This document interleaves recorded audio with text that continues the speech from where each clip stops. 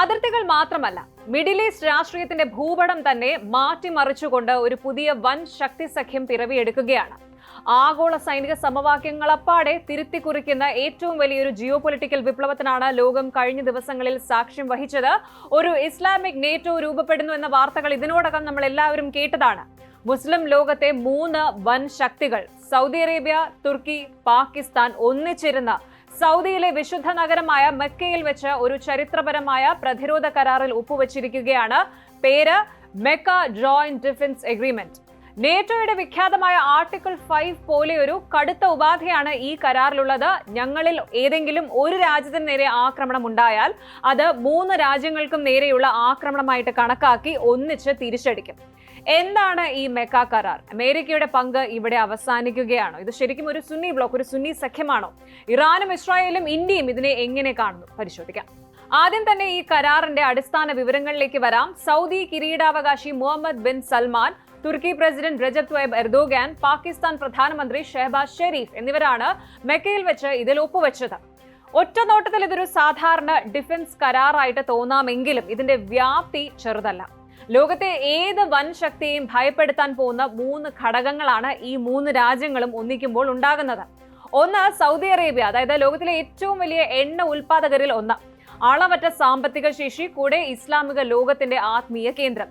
രണ്ടാമത്തേത് തുർക്കി, നേറ്റോയിലെ 2ാമത്തെ ഏറ്റവും വലിയ കരസേന, ലോകോത്തര ആയുധ ഡ്രോൺ സാങ്കേതിക വിദ്യ. 3, പാകിസ്ഥാൻ, മുസ്ലിം ലോകത്തെ ഒരേ ഒരു ആണവായുധ ശക്തി.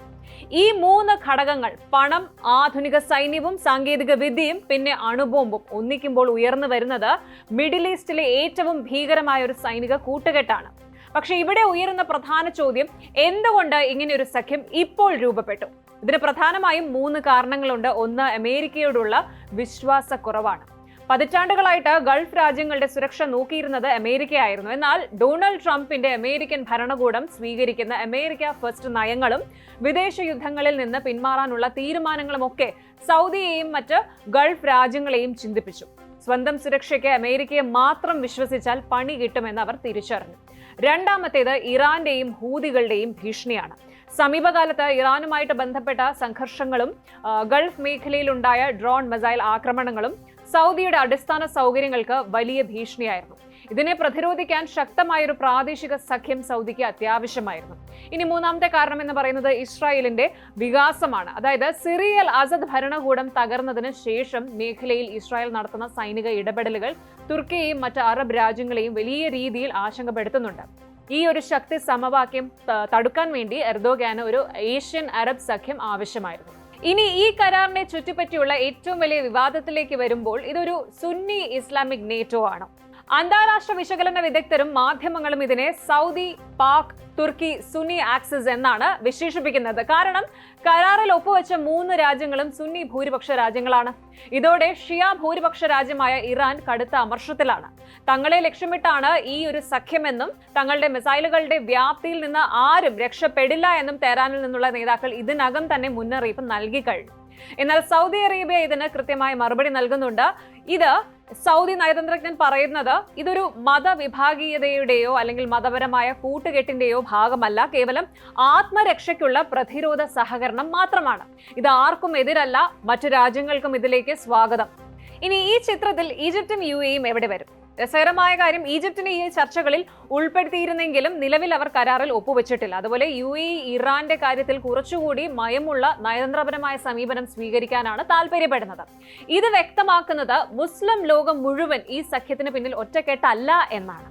ഇനി ഇന്ത്യയുടെ കോണിൽ നിന്ന് ഇതിനെ നോക്കിക്കാണാം. അപ്പോൾ നോക്കേണ്ടത്, ഇന്ത്യക്ക് ഇത് ഭീഷണിയാണോ എന്നാണ്. പാകിസ്ഥാനും തുർക്കിയും സൗദിയുമായിട്ട് കൈകോർക്കുന്നത് ഇന്ത്യയിൽ ചില ആശങ്കകൾ ഉണ്ടാക്കുന്നുണ്ട് എന്നത് സത്യമാണ്. കാരണം പാകിസ്ഥാനും തുർക്കിയും കാശ്മീർ വിഷയത്തിലടക്കം ഇന്ത്യക്കെതിരെ പലപ്പോഴും നിലപാടുകൾ എടുത്തിട്ടുള്ള രാജ്യങ്ങളാണ്. പാകിസ്ഥാന് സൈനികമായും സാമ്പത്തികമായും ഇതിലൂടെ കൂടുതൽ പിന്തുണ ലഭിച്ചേക്കാം. പക്ഷേ വിദഗ്ധർ പറയുന്നത് മറിച്ചാണ്. സൗദി അറേബ്യയ്ക്ക് ഇന്ത്യയുമായിട്ട് കോടികളുടെ വ്യാപാരവും മികച്ച നയതന്ത്ര ബന്ധവുമുണ്ട്.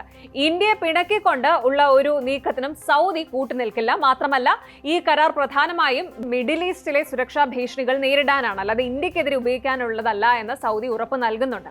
എന്നാൽ പടിഞ്ഞാറൻ രാജ്യങ്ങൾക്കും ഇസ്രായേലിനും ഇത് വലിയൊരു തലവേദനയാണ്. പ്രത്യേകിച്ച് അണുബോംബുള്ള പാകിസ്ഥാന്റെ പ്രതിരോധ നിഴൽ മിഡിൽ ഈസ്റ്റിലേക്ക് വികസിക്കുന്നത് ഇസ്രായേൽ വലിയ ഭീഷണിയായിട്ട് കാണുന്നുണ്ട്.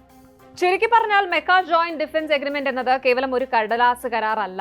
അമേരിക്കൻ ആധിപത്യം കുറയുന്ന ഒരു പോസ്റ്റ് അമേരിക്കൻ മിഡിൽ ഈസ്റ്റിൽ സ്വന്തം സുരക്ഷ സ്വന്തം കൈകളിൽ എടുക്കാൻ ഗൾഫ് രാജ്യങ്ങൾ നിർബന്ധിതരാകുന്നു എന്നതിന്റെ വ്യക്തമായ തെളിവാണിത്.